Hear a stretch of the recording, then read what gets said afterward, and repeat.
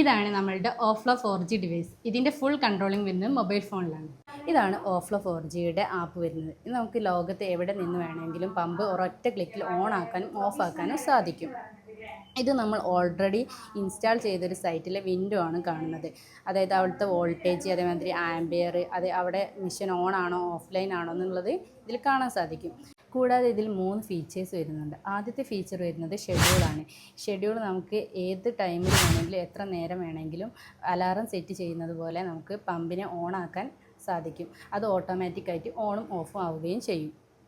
രണ്ടാമത്തെ ഫീച്ചർ പറയുന്നത് ഹിസ്റ്ററിയാണ്. ഹിസ്റ്ററിയിൽ നമുക്ക് എത്ര സമയം മോട്ടോർ ഓൺ ആയെന്നും ഓഫ് ആയെന്നും അതേമാതിരി തന്നെ എന്തെങ്കിലും കംപ്ലൈൻറ്റും ഇതിൻ്റെ വോൾട്ടേജ് പ്രശ്നങ്ങളും ഈ ഹിസ്റ്ററിയിൽ കാണാൻ കഴിയും. മൂന്നാമത്തെ ഫീച്ചറാണ് പവർ സെറ്റിങ്സ്.